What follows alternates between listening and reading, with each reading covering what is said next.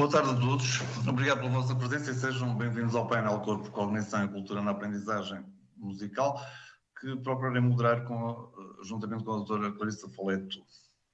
Muito brevemente, gostaria de agradecer à Associação de Estabelecimentos de Ensino Particular e Cooperativo o convite para contribuir para a reflexão em torno do ensino artístico especializado, cumprimentando também a organização pelo sucesso da iniciativa.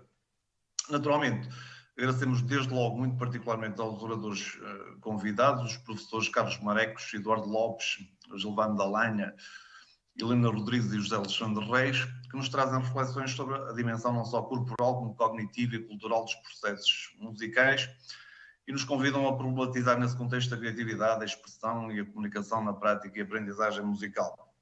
O painel decorrerá com breves alocuções de aproximadamente 10 minutos por parte de cada um dos oradores, a que se seguirá um período de discussão para o qual convidava todos. Para o efeito, solicitava que os participantes online contribuíssem com as suas questões e reflexões no fórum do canal YouTube e os participantes na sala, a favor de tomarem a palavra no período de discussão. E então, sem outras considerações, pedi à doutora Clarissa Foleto o favor de passar a introduzir os oradores, a quem reitero os agradecimentos pela presença. Muito obrigado.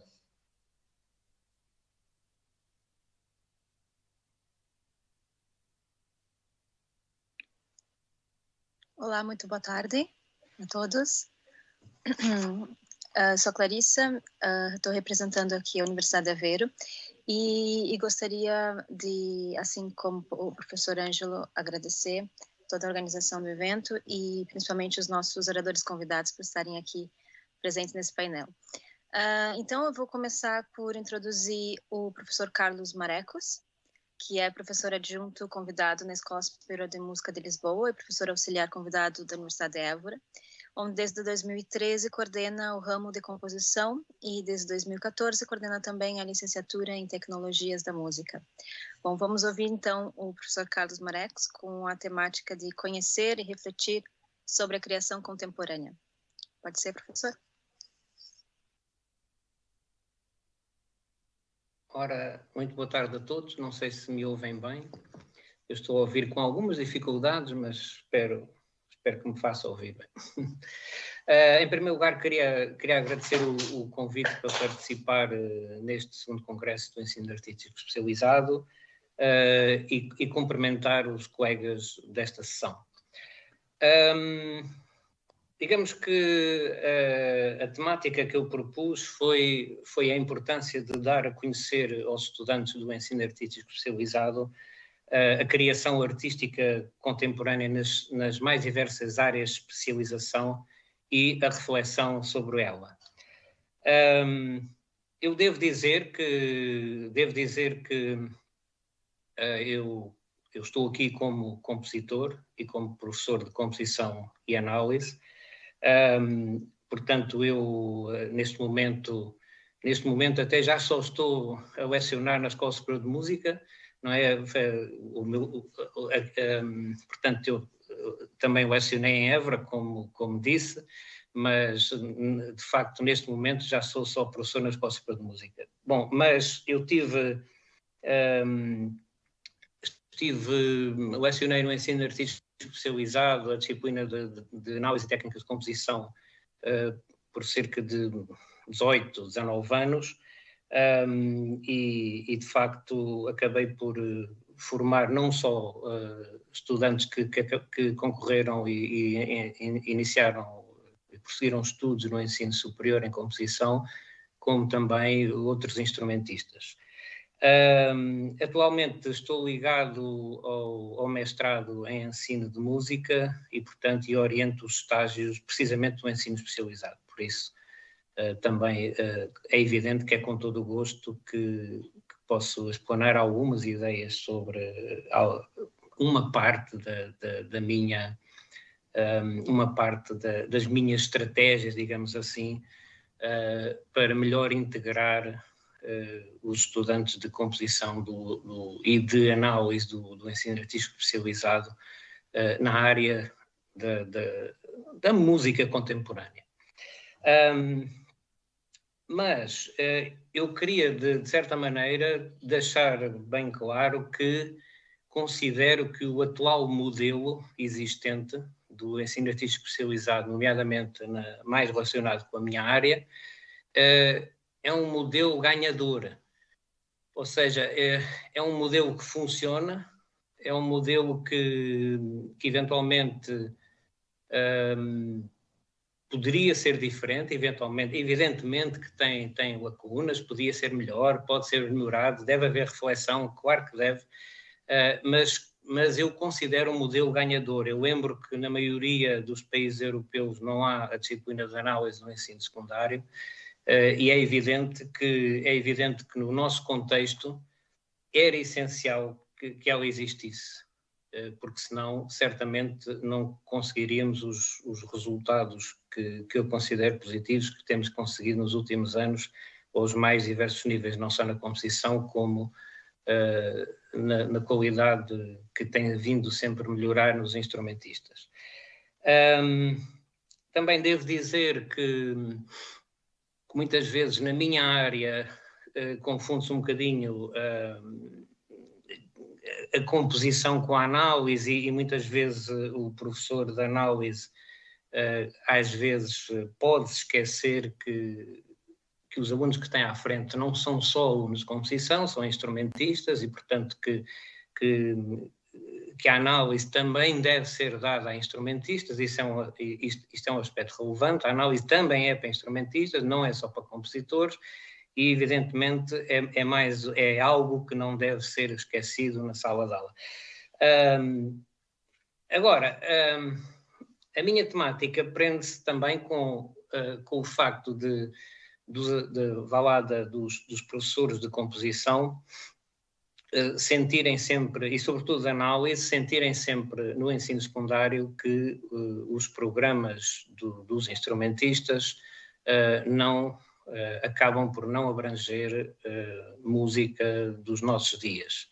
E nesse sentido é evidente que acaba por ser quase sempre nos meus estudantes de mestrado surge essa problemática que têm muita necessidade de resolver, sobretudo os que estão a dar aulas há pouco tempo, sentem uma enorme resistência em que os seus alunos escutem a música do século XX e contemporânea, e portanto é nesse sentido que no trabalho dessa problemática que o meu assunto se insere. E então, o que eu acho que é fundamental é que no trabalho que qualquer professor tem que ter de complementaridade com as outras disciplinas, não só na teoria musical, como na análise de instrumento, etc., neste caso, eu acho que é essencial que quando um aluno por cerca de 16 anos chega ao 6º grau e vai começar a ter análise técnica de composição, é essencial que progressivamente seja introduzido, porque não pelo professor de análise, seja introduzido à própria arte contemporânea, que está para além da música. Porquê? Porque um estudante que teve vontade de começar a aprender música, provavelmente teve vários estímulos que o fizeram procurar o ensino da música. E, por vezes, era um repertório convencional, por vezes era um repertório não convencional, ou das músicas populares, ou das músicas pop, rock, etc., que sentiu necessidade de tocar um instrumento e foi aprender, e propriamente podem-se gerar alguns equívocos com o que é que vai aprender no ensino especializado. Eu devo dizer que a minha posição é que acho que o ensino especializado deve, de facto, ser ensino especializado. Contudo, não deve esconder as outras músicas, as outras áreas, sobretudo não as deve ignorar, e nesse sentido deve fazer com que se se conheça a arte contemporânea. E quando digo arte contemporânea, estou a incluir todas as outras músicas, todos os outros géneros musicais, desde o pop, desde o rock, desde o jazz, desde as músicas étnicas, desde as músicas das outras culturas, tudo. Deve-se conhecer tudo. Tudo pode ser inspiração para a composição. Tudo deve ser respeitado. A nossa prática, eu considero que é outra, não é melhor nem pior, mas tudo deve ser inspiração. Nós vivemos todos no mesmo mundo, abordamos a música eventualmente de maneira diferente. Eu aceito que a nossa área tem uma diferença, que é uma área que eu não queria chamar música erudita só porque é melhor do que não é erudita, mas eu aceito que a nossa área é uma música que o registro é feito pela escrita, portanto existe partitura e existe um hábito de reflexão estética e, digamos, existe o hábito de pesquisa. Neste contexto, o que é que eu penso que é ineficaz? É rejeitar liminarmente toda esta música que não é da área da música erudita. Porque ao longo dos tempos, toda a evolução da composição sempre teve em conta as músicas populares e as músicas de outras culturas, às vezes mais, às vezes menos, mas sempre teve em conta. Isso é essencial, porque o tal estudante de 16 anos que chega ao ensino secundário, eventualmente existem, eu tenho tido a experiência de pensar muito que existem dois tipos de estudantes, aquele que só que tinha familiares na área da música e que o colocaram a estudar música desde muito cedo, e às vezes esses estudantes pensam que os compositores são assim uma espécie de deuses que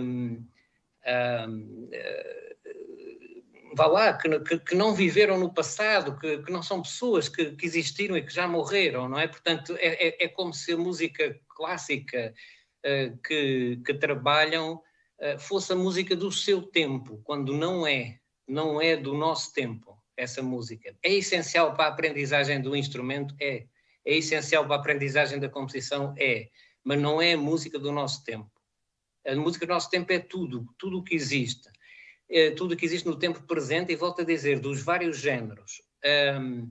Então, às vezes, esse estudante ganhava muito em perceber o que é a música do seu tempo, em descobrir que a música do passado que ele estuda é uma espécie de tesouro, é uma espécie de tesouro que descobriu num baú, é uma espécie de arqueologia musical. Portanto, eventualmente, se o estudante sentisse, mesmo que gostasse de outros géneros, sentisse que está a descobrir uma preciosidade, provavelmente aceitaria muito melhor uma música, percebendo que não é do seu tempo.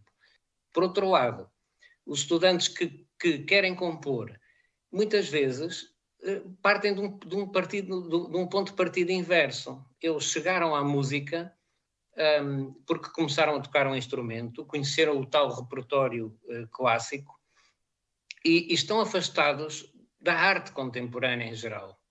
Portanto, é importante que conheçam pintura, é importante que conheçam o que faz o teatro contemporâneo, o que faz a dança contemporânea. E provavelmente, se conhecerem estas outras áreas, vão aceitar muito melhor a música que o professor de composição lhes está a mostrar. E não é só para conhecer as vanguardas, eu volto a dizer, é para conhecer também os outros géneros, as outras práticas musicais. Porque tudo pode ser inspiração para a composição, tudo deve ser, a inspiração deve vir da música do nosso tempo, para não ser anacrónica, não deve vir das outras artes do passado. Uma coisa é a formação e a tradição que nos dá um certo métier, outra coisa é viver o tempo presente, é essencial. Não viver a música como se estivéssemos ainda no século XVIII, ou no século XIX, ou até no século XX, se quiser. E, portanto, deixem-me só... Ok, muito bem. Professor Carlos, desculpe, peço imensas desculpas, mas já estamos nos 10 minutos. Já estamos nos 10 minutos. Então, deixem-me só, talvez, tentar concluir, só para dizer o seguinte. Por vezes, os próprios estudantes de música são mais conservadores com a própria música contemporânea do que com outras áreas. E esta é uma problemática que eu também tenho assistido. Porquê? Porque a pessoa gosta de música, começa a toca a música do passado, toca a música de outros géneros.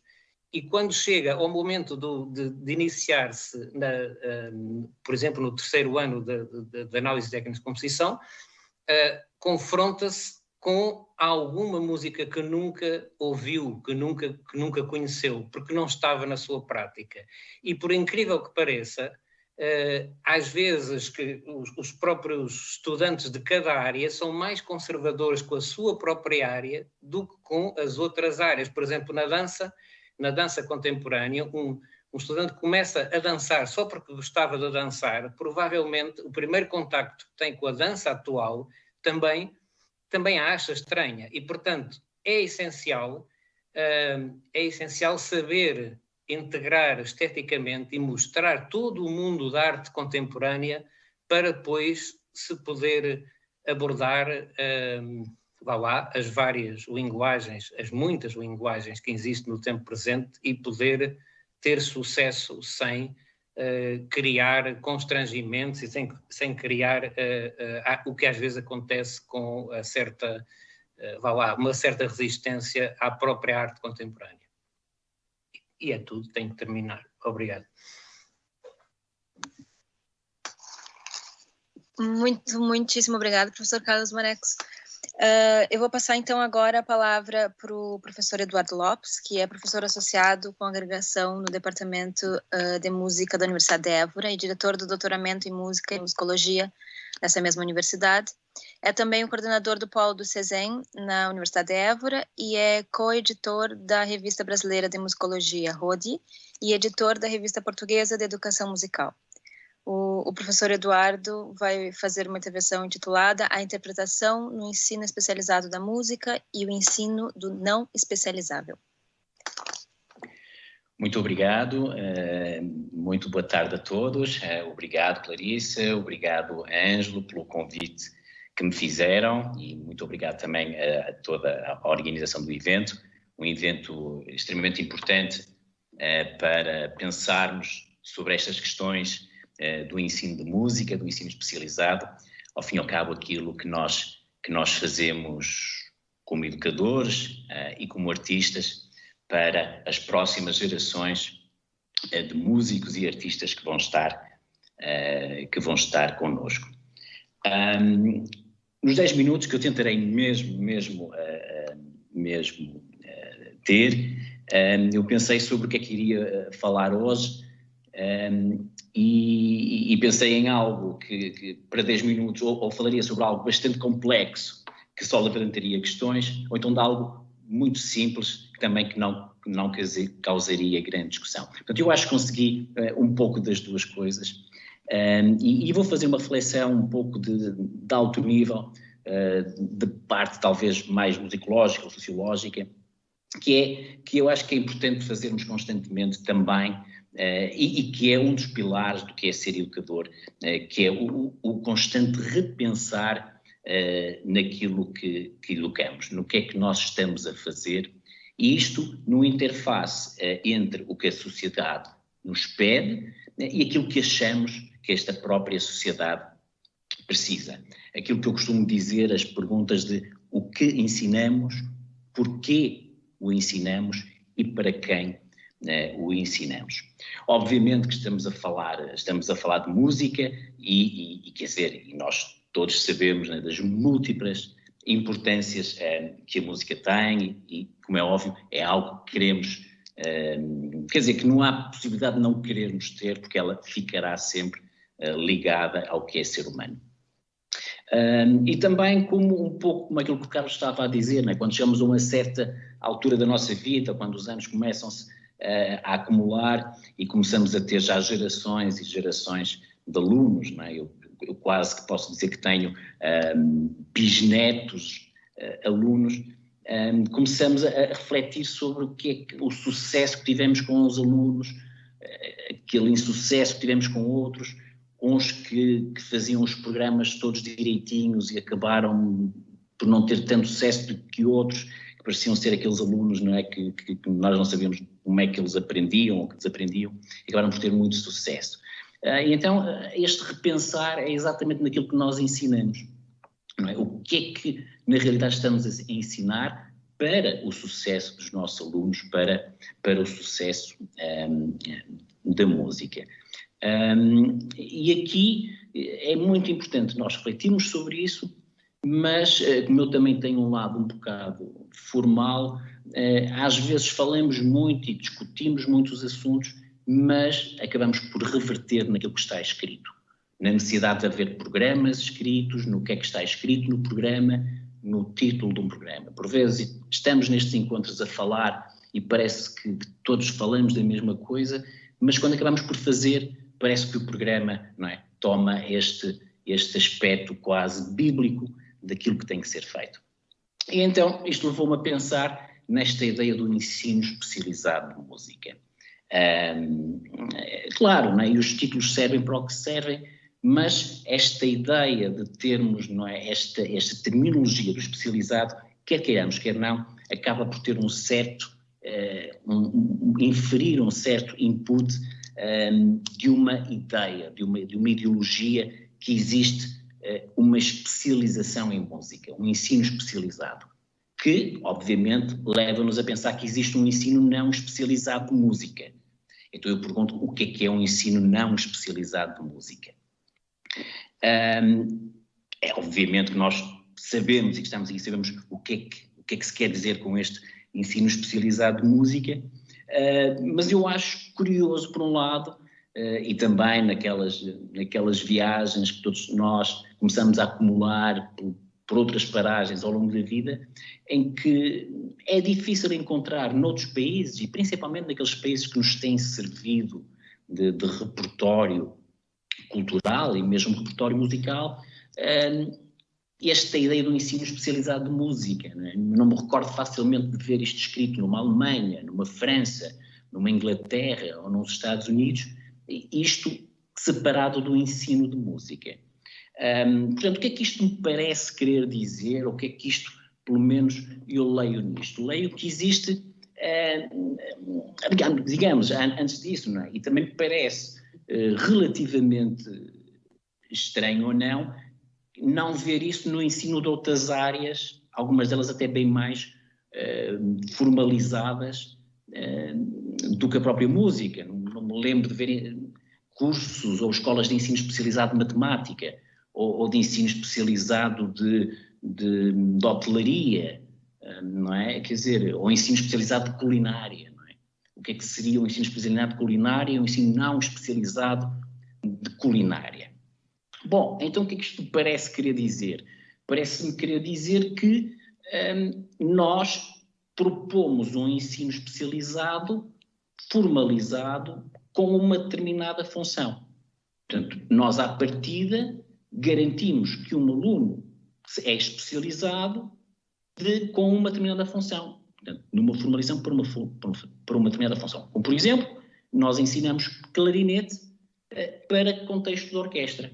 Então aí conseguimos formalizar o que é o ensino do clarinete para tocar repertório orquestral. Pronto, quer dizer, aí faz sentido. Portanto, o ensino especializado tem uma determinada função, então nós conseguimos formalizar para isso, baseada na nossa experiência do passado. É claro que isto também se aplica à música, e é óbvio que um especialista de ensino, não é? Um especialista de repertório orquestral faz todo sentido. Portanto, a especialidade da música também como função. Um especialista de música de dança, um especialista de música antiga. Agora, a minha dúvida, ou a nossa dúvida, é até que ponto, não é, ao especializarmos o ensino de música, ou os processos de ensino, estamos a reduzir, não é, a componente de arte e criação. Esta tão fundamental na música, porque ao fim e ao cabo falamos de ensino artístico especializado. É claro que a história, não é, também nos ensina que os nossos grandes ídolos de hoje eram aqueles que no passado mais quebravam as regras do que se passava. Portanto, isto é, de certa maneira, irónico. E, obviamente, é isto que se aplica na interpretação. Não é? Nós, na interpretação, queremos alguém que nos vai emocionar, tendo feito qualquer coisa diferente. Portanto, este aspecto artístico que me parece poder ficar um pouco descurado naquilo do tal ensino especializado, não é? Da tal garantia que estamos a criar um especialista. Portanto, aqui, não é o desafio para nós, então, educadores, da arte musical, sobretudo ao chegar, então, quase ao final do segundo quartel do século XXI, numa época de grande inclusividade, em que já sabemos que não existe uma só forma de fazer, em que queremos valorizar a criatividade, a reflexão, então, coloca-se no que é que estamos, não é no que estamos a fazer, mas, sobretudo, naquilo que excluímos. Sabendo que aquilo que a função, que as funções podem ser formalizadas e dão determinados resultados, a mim aquilo que me preocupa é o que excluímos. É aqueles alunos que podemos estar a excluir, que fugiram aos cânones, que fugiram completamente aos programas que nós criamos e que muitos deles acabam até por ser muito bem-sucedidos e se calhar aqueles mais bem-sucedidos são. Aqui, portanto, a chave e a resposta poderá estar mesmo naquilo que não ensinamos e como é que o podemos integrar para o futuro. Aliás, como já foi dito muito bem pelo Carlos, música é só uma ou há várias músicas? Que música é que nós ensinamos e porquê que só ensinamos aquela música? Há também muitos instrumentos. Porquê é que ensinamos só estes instrumentos? E eu, como muitos de vocês sabem, que sou percussionista e conheço bem a história da percussão no nosso ensino em Portugal, a percussão não era ensinada, a percussão não fazia parte dos nossos programas. Por exemplo, ainda hoje, não é, um dos instrumentos mais célebres e populares, como por exemplo a bateria, não é, pode ser ensinada nas escolas oficiais, mas falta-lhe aquele carimbo que é o código de recrutamento, então que cria um problema imenso para toda a gente.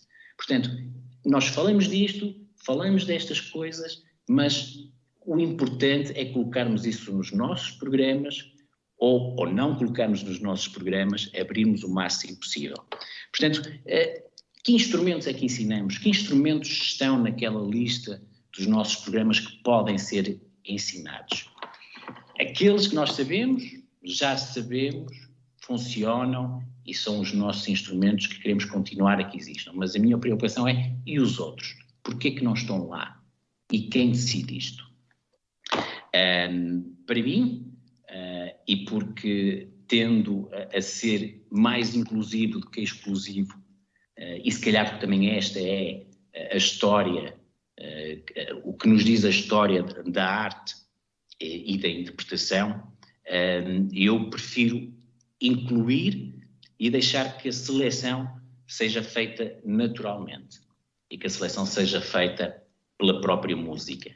Portanto, aqui ficamos livres de ideologias, daquela questão que é sempre muito importante e muito relevante para os músicos, que é não confundir a estética, o nosso gosto pessoal, por aquilo que nós vamos ensinar às gerações futuras. Portanto, a inclusão, toda a inclusão, e deixar que a própria música faça a sua seleção do que é melhor para ela. Muito obrigado. Muito obrigada, professor Eduardo, mesmo no tempo.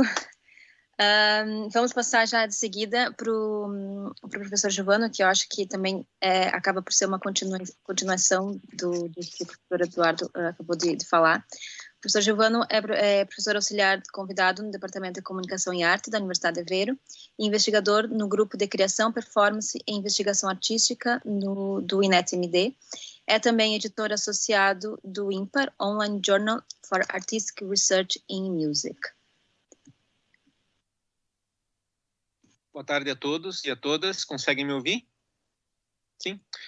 Quero agradecer imensamente o convite à professora Clarissa e ao professor Ângelo e saudar os demais colegas que estão aqui comigo nesse painel hoje. A organização do evento por abordar essa temática tão instigante e tão importante em Portugal e não só.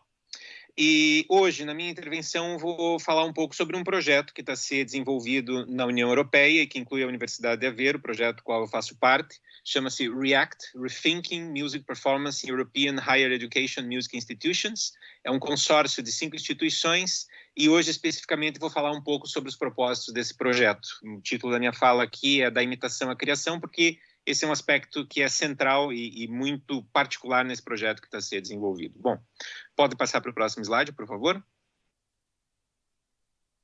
Se nós olharmos um conjunto de literatura que tem sido produzido nos últimos 20 anos, bastante extenso, nós vamos ver que muitos dos tópicos aqui abordados até esse momento não são alheios a uma parte considerável da investigação que se faz nesse território, não é? E quero chamar a atenção a um modelo que é discutido nessa literatura, que vulgarmente é chamado de modelo conservatorial, porque diz respeito a um modelo de ensino que se desenvolveu no século XIX e que é ainda, apesar de algumas iniciativas paralelas e individuais, um chamado paradigma dominante por esses autores, alguns desses autores que estão aqui representados hoje. E quando nós falamos desse modelo conservatorial, nós temos que pensar que ele é marcado por um conjunto de características. Algumas dessas características estão aqui listadas nessa apresentação. Ele é um modelo centrado em aulas individuais, é um modelo mais centrado no professor, necessariamente, e num currículo e num programa do que muitas vezes no próprio aluno. A performance, que é um elemento-chave, é entendida como demonstração de habilidades, reprodução, reiteração e materialização de estruturas sonoras. É fortemente marcado por uma especialização num único instrumento tipo vocal, uma busca por virtuosismo, consolidação de exames e concursos. Muitas vezes a música é alienada do próprio contexto em que ela se insere. Uma relação mestre-aprendiz também marca esse modelo. Há pouco estímulo à criatividade e, em termos de carreira, ou possibilidades de carreira, é um modelo que está muito associado a um conceito que é proposto pela Dawn Bennett, se chama musotopia, ou musotopia, que quer dizer justamente aquela ideia de que a única possibilidade de carreira de sucesso em música é como solista internacional em grandes salas de concerto.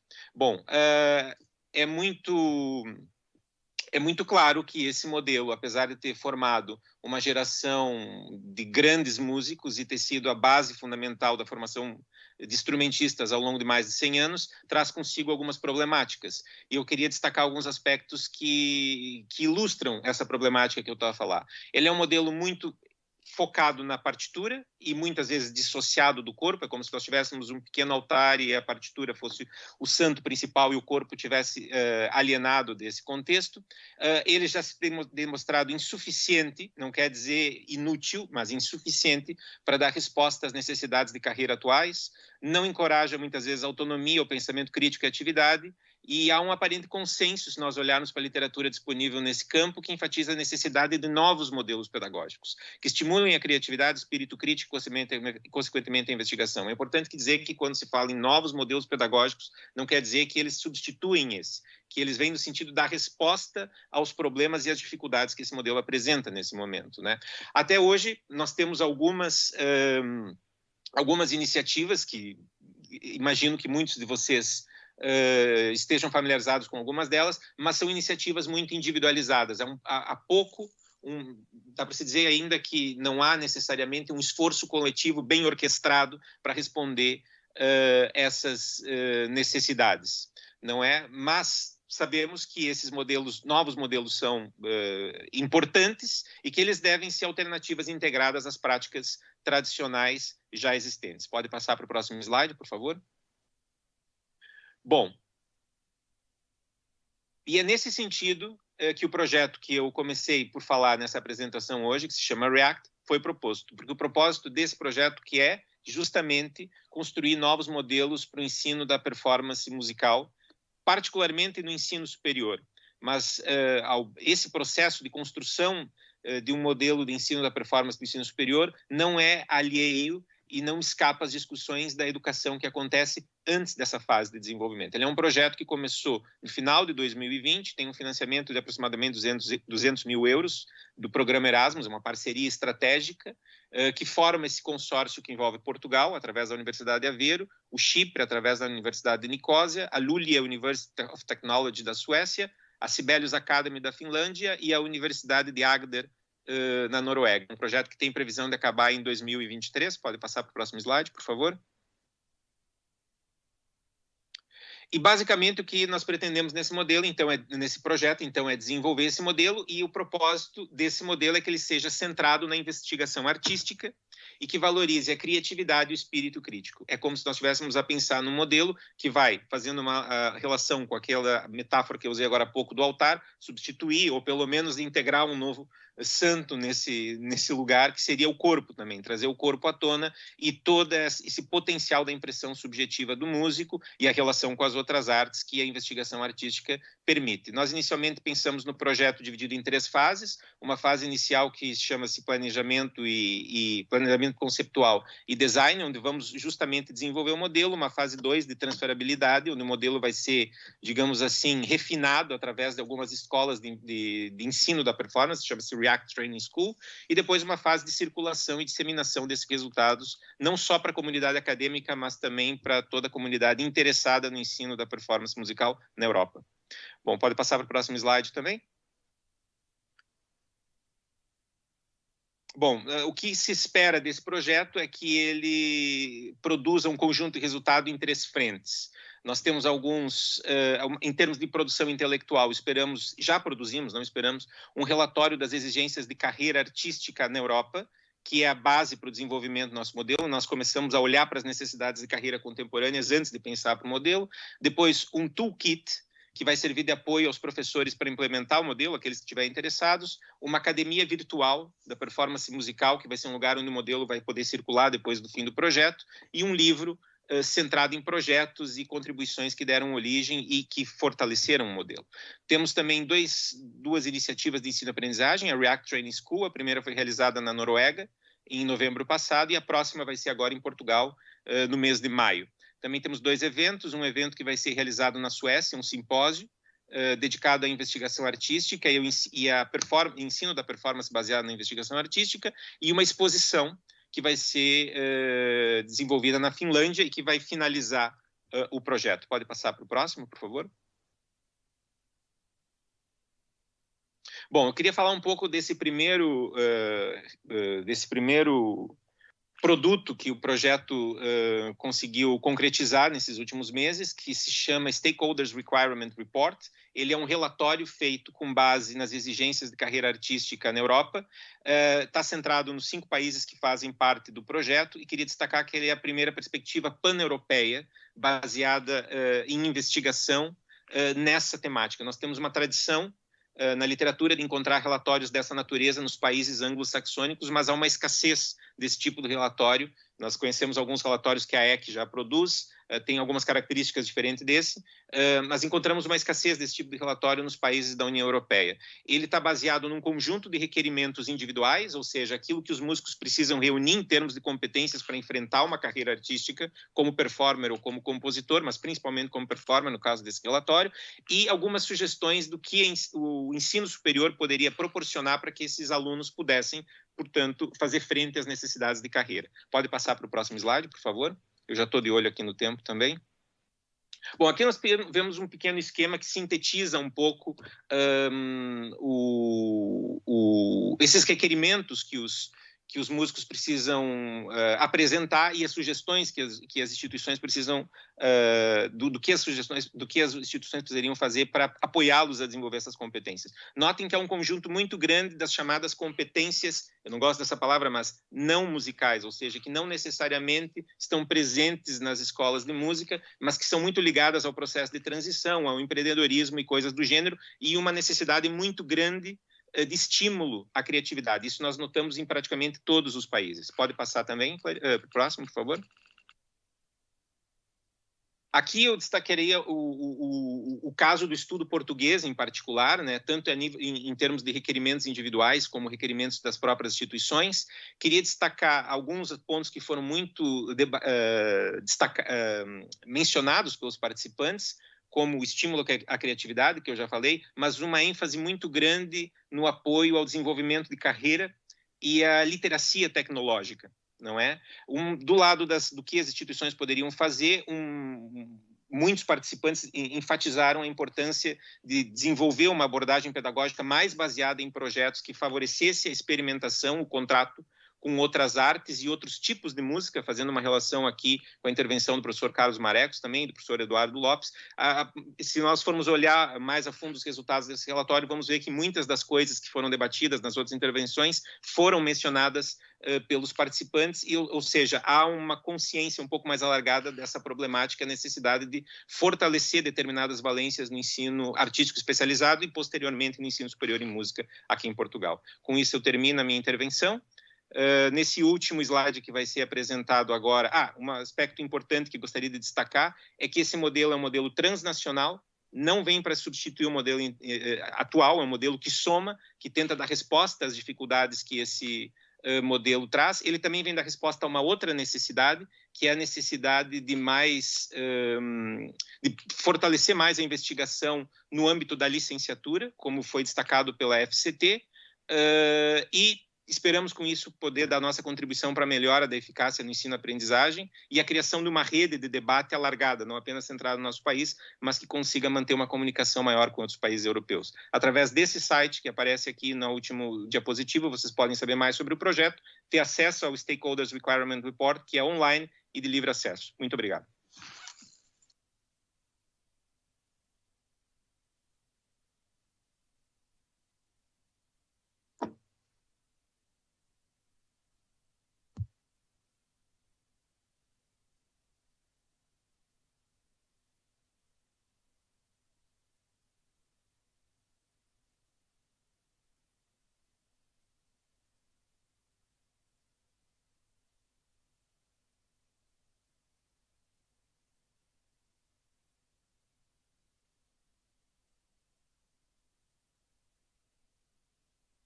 Estão me ouvindo?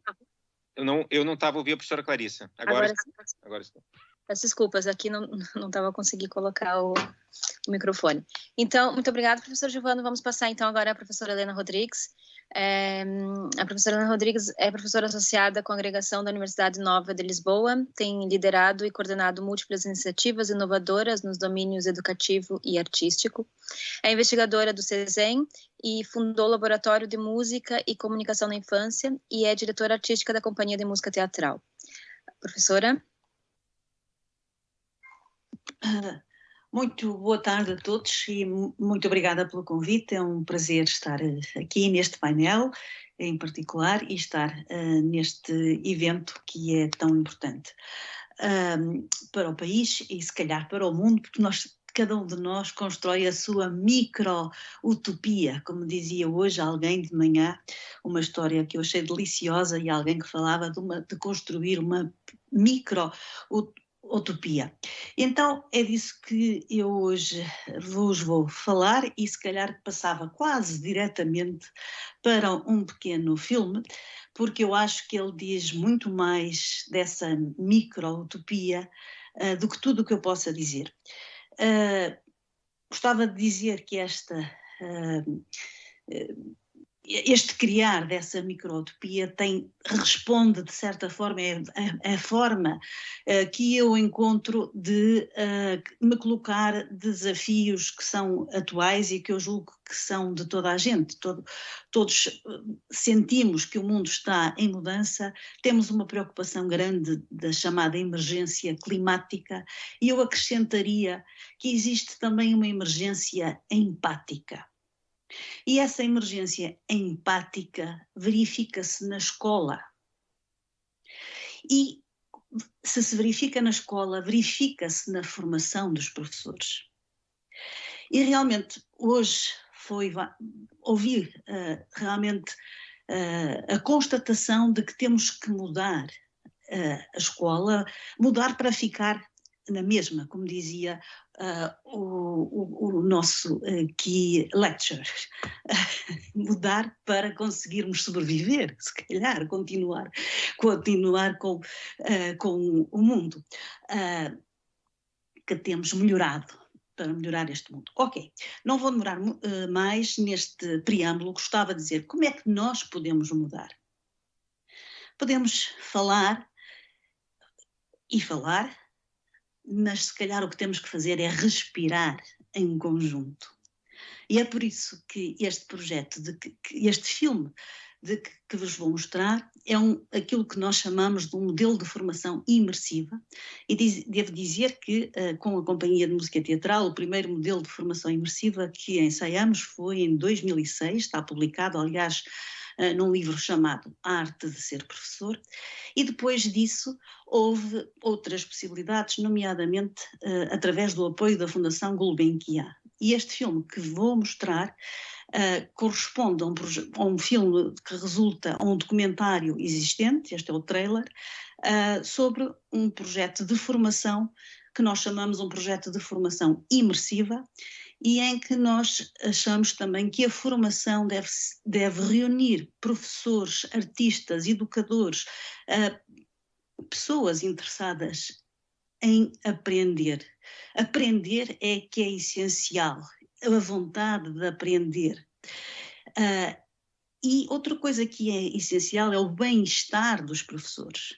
Ninguém pode comunicar bem-estar aos seus alunos se não estiver em estado de graça, entre aspas. E posto isto, se calhar vamos passar para o filme e depois, se houver algum minuto e alguma questão, podemos comentar. Obrigada, Clarice. Vamos ver o filme, então.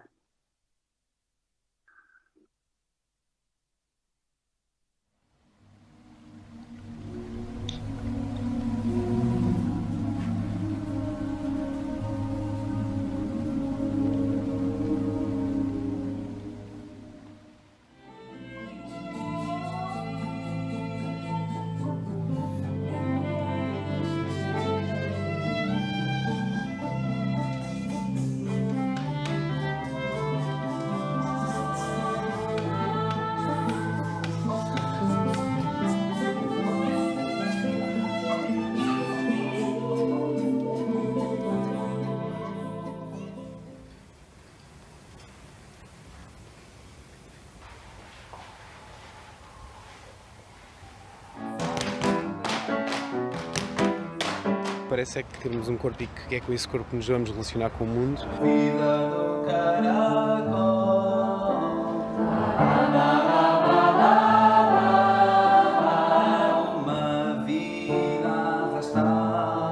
Acima de tudo, encontrei-me em muitos momentos.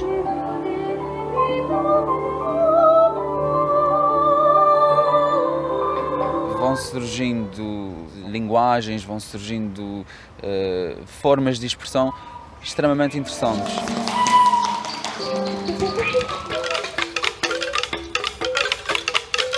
Estive a formar-me, eu estive a ter uma terapia incrível comigo.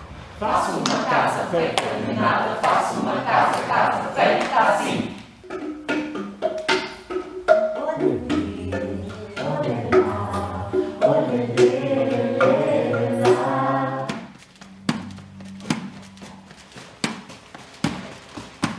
Tenho encontrado muitos lugares que não estão nas palavras. Eu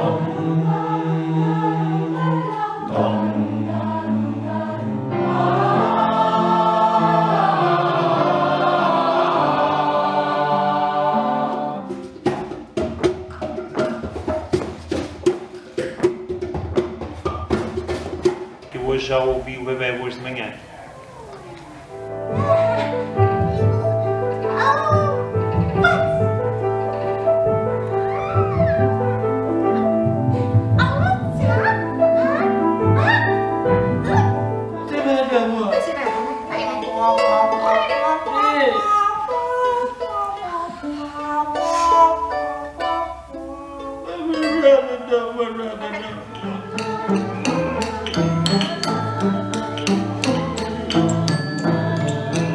Mas eu acho que ela tem que nascer de uma vontade de tu quereres realmente comunicar com aquele ser.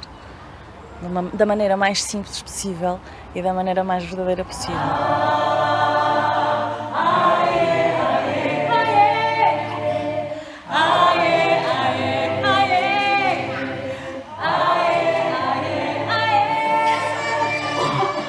As próprias educadoras acho que beneficiavam de passar por uma experiência destas.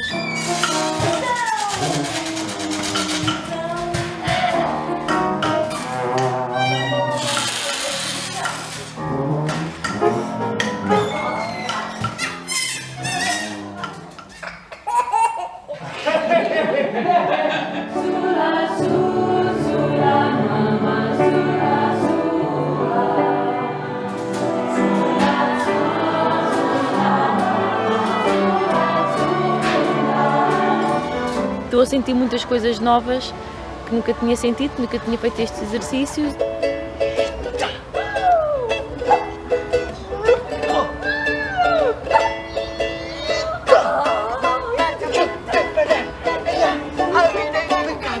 Levo esta determinação de olhar para o meu cotidiano de forma diferente.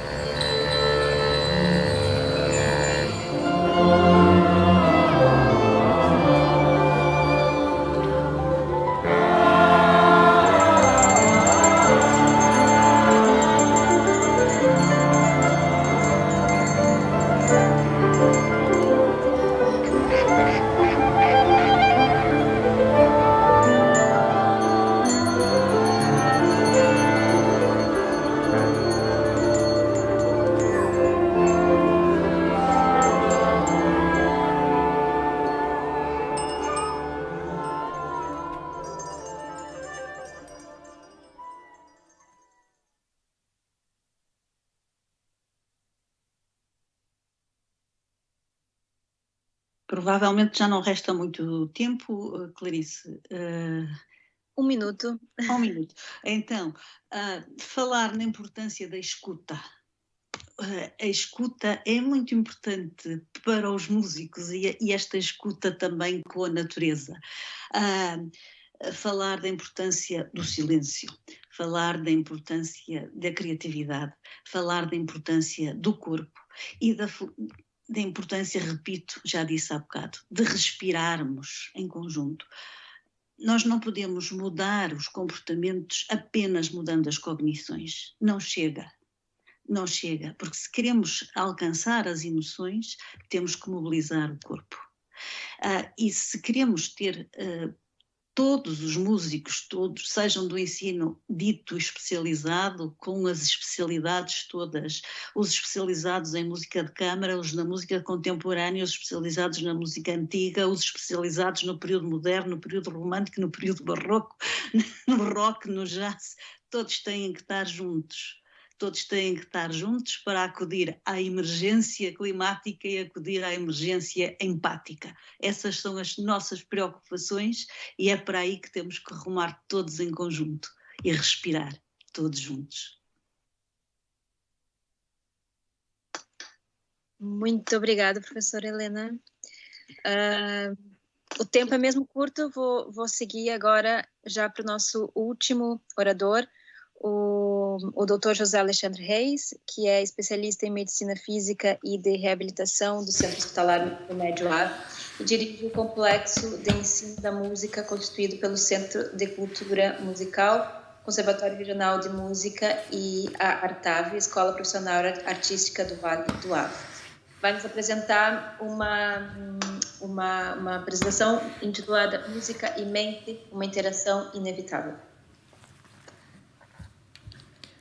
Saúdo o segundo Congresso do Ensino Especializado em Música, uma iniciativa da AEP, cumprimentando e felicitando o seu Presidente, Dr. Luís Virtuoso, por esta feliz e importante iniciativa. Extensiva ao seu Diretor Executivo, Dr. Rodrigo Queiroz e Melo, que muito agradeço também a sua presença e a companhia para não estar sozinho aqui na mesa. Presencialmente, como é evidente, tenho os colegas que também saúdo de painel, portanto, mas online. Este congresso é um fórum de discussão da problemática do ensino especializado em música, mas também constitui um expoente da riqueza da discussão promovida pela AEP. O presente painel, algo invulgar, em torno do corpo, cognição e cultura na aprendizagem musical, é um exemplo. Saliento a diversidade temática, as inúmeras propostas metodológicas apresentadas ao Congresso, todas elas plausíveis porque possíveis. Um outro aspecto que ressalto e considero relevante é a possibilidade de questionar as decisões curriculares estabelecidas. Lembremos da intervenção inicial do convidado, hoje de manhã. O status quo, propondo uma escola melhor, que é isso que decorre do questionar das decisões curriculares estabelecidas, e a escola, para além de melhor, será mais eficaz não só no ensino da música, mas também contribuindo para a formação do indivíduo e do cidadão. Agradeço ao professor Ângelo Martinho o amável convite para participar no presente painel científico com conteúdos diversamente aliciantes. E agradeço, naturalmente, a vossa paciência em me ouvir e o empenhamento em estarem aqui presentes, porque isso é extremamente importante, um público simpático e bem esclarecido. A meu ver, o painel Corpo, Cognição e Cultura na aprendizagem musical encerra questões e propostas que, pela sua importância e alcance pedagógico, justificariam a temática do Congresso por inteiro. E muitos outros temas relacionados poderiam ser agregados à presente discussão. Saliento os conteúdos presentes neste painel. A reflexão sobre a criação artística no mundo contemporâneo, enquadrando a sua prática nas escolas. A especialização musical, o que é e como deve ser entendida no contexto da globalização. Os modelos da formação de profissionais criativos em contraposição a modelos ditos tradicionais na interpretação musical. Repensar a formação de professores num sistema educativo em mudança, com este bonito vídeo que nós vimos da nossa estimada professora Helena Rodrigues, portanto, e muito minha amiga. Falta, neste momento, relacionar o corpo com a aprendizagem musical. E é a mim que me compete fazê-lo, porque está em falta e, pelo menos, vou tentar. A relação do corpo com o espírito ou pensamento é uma preocupação ancestral, mas que tem uma base científica relativamente recente. Atualmente, é uma matéria que está no centro da investigação científica e basta citarmos o nosso eminente e brilhante investigador António Damasio para que o assunto fique presente. No nosso caso concreto, atento à temática, interessa-nos abordar de que forma o corpo humano se relaciona com a música, com a produção musical e, consequentemente, com a aprendizagem musical, uma preocupação dos presentes e do Congresso. Neste particular, da aprendizagem, devemos ter sempre bem presente que lidamos com uma guerra aberta, que perdura desde há algumas décadas, que é a guerra da disputa curricular. Quem é que é mais importante, o que é que vale e o que é que vamos ensinar. E neste momento é mesmo a guerra. Todas as especialidades académicas se consideram mais importantes que as outras, entendem que as políticas e decisões públicas deverão dar mais atenção à sua disciplina, em detrimento do que está ao lado, e que há, definitivamente, disciplinas menores ou disciplinas maiores. O maior quinhão vai sempre para as disciplinas nobres e as restantes poderão ficar com algumas migalhas, tendo em atenção, caritativamente, que devemos sempre ajudar os pobrezinhos. E no grupo dos pobrezinhos, é evidente, embora tenha melhorado no ranking, porque também é uma verdade, mantém-se a música. É certo que o panorama em Portugal alterou-se significativamente nas recentes décadas e nós todos somos testemunhas disso. Mas a atitude social, as reticências, as dúvidas, as resistências que ficam no ar, que todos sentimos de uma forma ou de outra, subsistem ainda no consciente ou no subconsciente, individual ou coletivo. Vou dar apenas 2 exemplos, breves, mas bem comuns, bem conhecidos de todos. Não é raro ouvirmos publicamente personalidades afirmarem, por vezes com garbo, que não percebem nada de música. Certamente nunca lhes passou pela mente dizer que não percebem nada de português, de literatura, de álgebra, quando é esse o caso. Gostaríamos que estas frases, é evidente, desaparecessem do cotidiano e que não ouvíssemos mais destas circunstâncias. Um outro exemplo prende-se com o dia-a-dia da escola, quando se coloca a hipótese do aluno prosseguir estudos para uma via profissionalizante musical. As resistências estão frequentemente presentes, principalmente na família, porque a música não é carreira, a música não é prestigiante e, nos casos extremos, ouvimos mesmo que a música não dá de comer a ninguém. E na guerra curricular, como referi, cada vez mais se recorre às ciências puras ou aplicadas para esgrimir e fundamentar a relevância específica de cada disciplina. Já hoje ouvimos um pouco falar sobre esse assunto. E de guerra, como se de guerra se trata, vamos então começar a nossa guerra discutindo o assunto com as armas adequadas e, neste caso, são as armas científicas.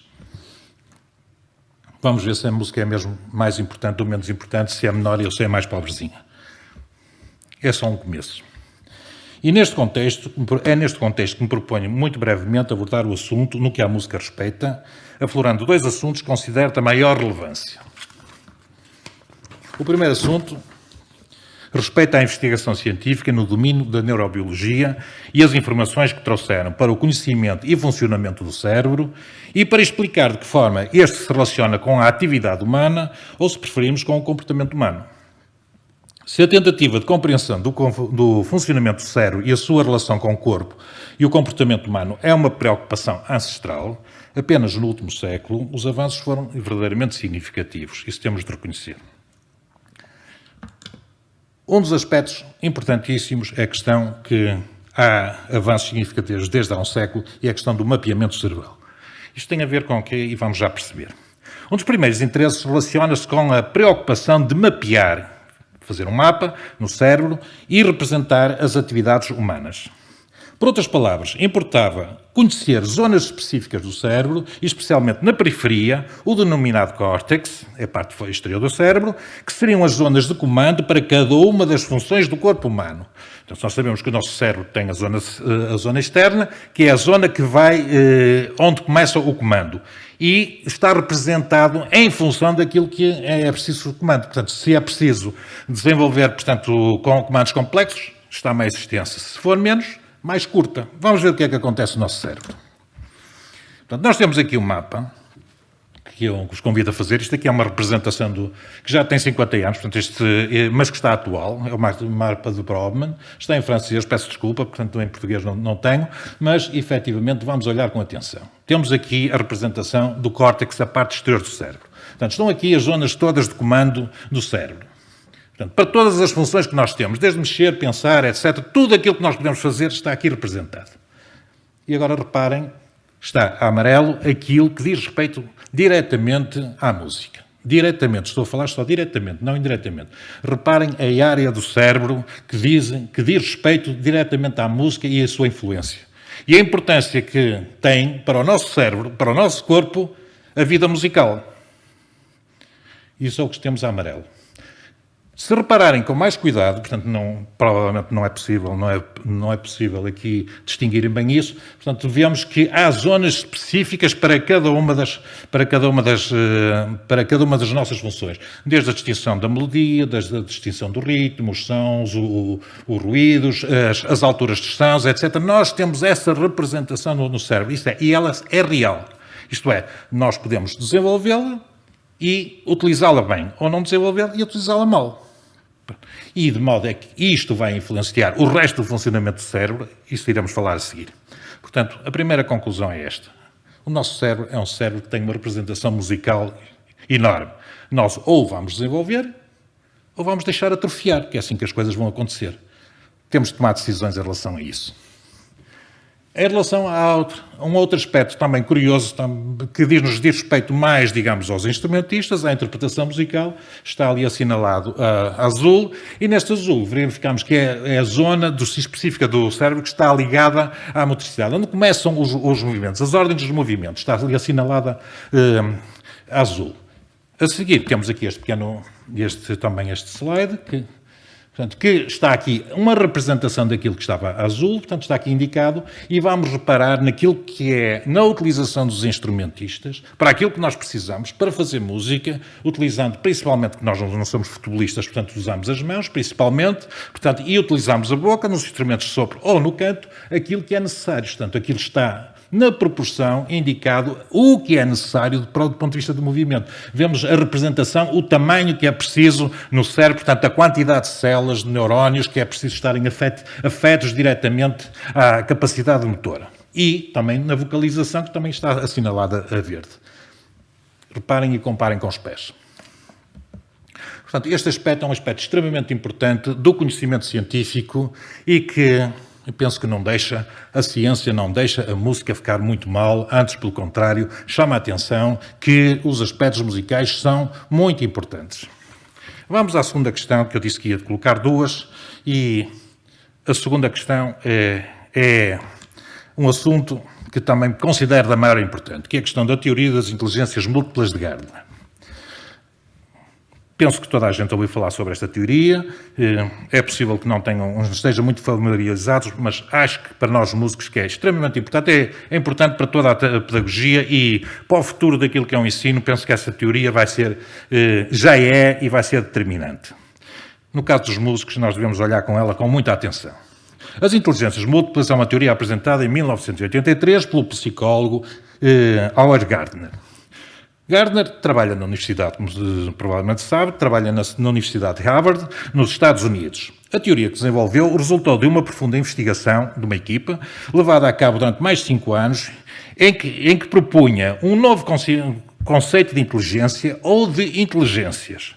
Para Gardner, a inteligência é a capacidade de resolver problemas ou criar produtos que são importantes num determinado ambiente cultural ou comunidade. Reparem qual é a diferença daquilo que Gardner propõe como diferença de inteligência comparado com aquilo que é um entendimento da inteligência tradicional, que nós falaremos já outra vez, que é o conhecimento tradicional e comum e que ainda se usa em quase todas as escolas, em quase todo o mundo.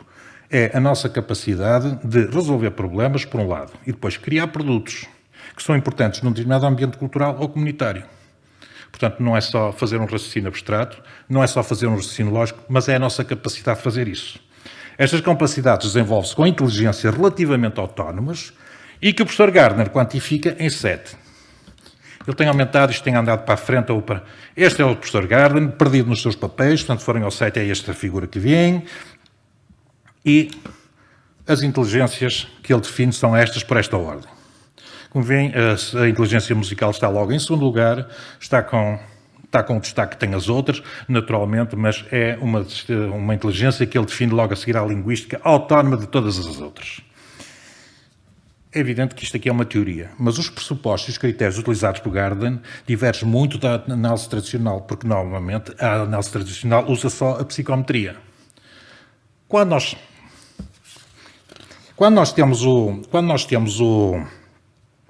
olhamos para Gardner, vemos que, efetivamente, ele desenvolve uma teoria. Uma teoria não pode ser um conjunto de ideias avulsas. É um conjunto de ideias em que tem de estar suportadas cientificamente. Não é uma opinião que ele dá. Ele tem o suporte, e as ideias que ele suporta são as seguintes. Muito rapidamente, como estão a pedir para andar para a frente, portanto, porque eu passaria já às conclusões. Utiliza não só um método de análise, mas opta por uma abordagem multidisciplinar para suportar a sua teoria. Por isso é que esta teoria é tão consistente e é tão respeitada e tão contestada e mantém-se de pé, apesar da sua contestação. Primeiro de tudo, faz o mapeamento que eu já apresentei, ou faz uma observação muito importante daquilo que eles consideram os savants, portanto são génios ou géniozinhos, aquelas pessoas que são sobredotadas em relação a determinadas áreas, portanto, e que não têm as mesmas características no seu cérebro em relação a isso. A maneira como os mecanismos de processamento da informação são feitos, não vou avançar sobre isto, mas de facto os mecanismos são diferentes. Quando nós produzimos música, estamos a fazer coisas muito diferentes de trabalhar em matemática ou de trabalhar em português. Um aspecto muito importante que depois a seguir isto releva muito para a pedagogia, que é a questão do desenvolvimento distintivo de cada indivíduo, isto é, Gardner entende que, e é verdade, portanto, ele parte da observação, que há pessoas que podem ir muito longe, que têm uma capacidade, porque o seu cérebro e a sua capacidade musical podem ser muito elevada, mas há outros que devem ser desenvolvidos, porque também têm no cérebro essa capacidade, esse potencial musical, mas que podem ser desenvolvidos de outra maneira. Portanto, temos de respeitar os níveis e entender até onde é que queremos ir em cada momento. É possível identificar os passos para uns e para outros. É a discussão do ensino artístico especializado, profissional, universidade, etc. Isto é possível verificar através de testes. E depois a seguirem, outro aspecto que ele considera é que todas estas inteligências criaram os seus símbolos. A música tem os seus símbolos, a língua tem os seus símbolos, a matemática tem os seus símbolos, portanto, isto é um aspecto muito importante. Os últimos que ele considera, portanto, a relação interpessoal e intrapessoal, vamos passar à frente porque não tem interesse, mas de facto as outras têm os seus símbolos. A teoria das inteligências múltiplas teve e continua a ter uma influência enorme na discussão científica no âmbito das ciências sociais e muito particularmente no âmbito da pedagogia. Desde logo põe em questão o conceito clássico que definia a inteligência como uma capacidade unitária de raciocínio lógico. Gardner coloca-se nos antípodas da discussão sem negar esse tipo de inteligência. Ele existe, mas é o raciocínio lógico ou matemático que ele define. Estou certo que a teoria e os critérios pressupostos adotados pelo professor Gardner irão influenciar no futuro de forma determinante o que concerne à prática pedagógica, como aliás já acontece na atualidade. Efetivamente, Gardner afirma que as inteligências não são mais que um potencial e que podem e devem ser desenvolvidos a diferentes níveis com a educação, a escolarização e as práticas culturais. É tudo aquilo que nós estamos a discutir. É que nós vamos desenvolver o nosso potencial que nós temos dentro de nós próprios. Como é que vamos fazer isso e como é que vamos potenciar isso aí, desenvolvendo estas inteligências? É evidente que neste contexto, Gardner abraça ainda um conceito de plasticidade cerebral, que eu não vou falar sobre isso, mas vou só dizer que significa o seguinte: o cérebro é entendido como uma rede neuronal, isto é, os neurónios, uma rede enormíssima de 80 milhões de neurónios, não é imutável, contrariamente ao pensamento tradicional. Antes pensava-se que era imutável, agora não se pensa nisso e sabe-se bem que não. Pelo contrário, tem condições para se desenvolver ou atrofiar, em conformidade com os estímulos que recebe. Desencadeou-se, é evidente, nestas circunstâncias, desencadeou-se de imediato nos meios académicos uma acesa discussão que perdura até hoje para validar ou refutar a teoria das inteligências múltiplas. A discussão do que ensinar, quando ensinar e como ensinar recebe um novo reforço fundamentado na argumentação multifacetada em que a neurobiologia tem pela primeira vez um papel de destaque. Curiosamente, a discussão, leia-se contestação, da inteligência musical tem sido as mais palpadas. E porquê? Não sei, não posso afirmar se esta omissão relativa se deve à falta de interlocutores capacitados ou se justifica pela justeza dos conteúdos da teoria. Esperemos que seja a última. Também não devemos esquecer que Gardner é um estudioso e amante das artes e que na sua juventude foi um pianista muito talentoso e qualificado. Assim podemos contestar em termos de isto aqui era aquilo que eu li, portanto é a explicação do Gardner em relação àquilo que era a sua teoria. Portanto, que ele olha para o cérebro, o seu desenvolvimento, etc. E que as inteligências para ele são isto que está aqui explanado. Não são mais que um potencial que pode e deve ser desenvolvido nos diferentes níveis. Conclusão. Ao longo da história, a aprendizagem musical formal, que é a nossa discussão de hoje, ou informal, tem uma relevância primordial em quase todas as épocas. Nos tempos mais recentes, com a ascensão das disciplinas lógico-formais, as ciências puras e aplicadas, assistimos a um declínio e menorização da aprendizagem, nomeadamente musical. Esta menorização não corresponde ao que hoje se sabe sobre o cérebro humano, as funções e o potencial a desenvolver, não só especificamente para a música, mas também como contributo e interação para o desenvolvimento das restantes inteligências. Fica para outra altura a discussão deste aspecto. Paradoxalmente, as opções curriculares de outrora, em muitos aspectos, aproximam-se mais das bases e fundamentos científicos atuais. Importa ressaltar, finalmente, que começa a emergir o conceito de que a inteligência humana tem uma componente musical muito relevante. É uma inteligência musical, elemento diferenciador do homem, de muitas espécies, menos das mais próximas na era da evolução. Os que estão abaixo não são inteligências musicais. Vou mesmo 10 segundos para acabar. Talvez explique o porquê da música, seja qual for a cultura, e nessa cultura, com maneiras de pensar e agir diversas, se encontrar sempre presente como elemento unificador. Assim compete-nos a nós, enquanto profissionais, estudar e encontrar os caminhos que aproximem, através da música, o corpo e o espírito, entendido no seu sentido mais amplo, e robustecer com as nossas ações aquilo que é uma dádiva da natureza, muito fértil e rica, que é o cérebro musical dos humanos. Muito obrigado.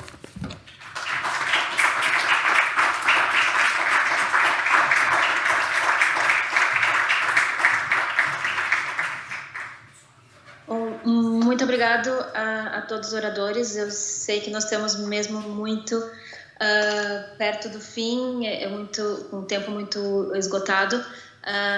Só tenho queria acrescentar, agradecer a partilha desse painel com a Universidade do Minho, na pessoa do professor Ângelo, e gostaria de passar então a palavra para o professor Ângelo, por favor. Obrigado. Eu também, na verdade, gostaria simplesmente de agradecer a presença de todos, tendo em conta que, enfim, o horário definido não haverá tempo para a discussão. Creio que o resultado daqui é uma passagem da afirmação do que é o cânone tradicional à sua desconstrução e que vai um bocadinho para além da música e que eu, em particular, gostaria de abordar com os convidados, mas em todo caso, enfim, tendo em conta o horário, daríamos mesmo por terminada a sessão. Gostava então, de novo, a reiterar o agradecimento aos oradores convidados, professores Carlos Marecos, Eduardo Lopes, Gildano Dalanha, Helena Rodrigues e José Alexandre Reis, bem como de novo agradecer o convite e cumprimentar a Associação de Estabelecimentos de Ensino Particular e Cooperativo pela iniciativa. Agradecendo então a todos o seu contributo, daria por encerrada a sessão. Muito obrigado.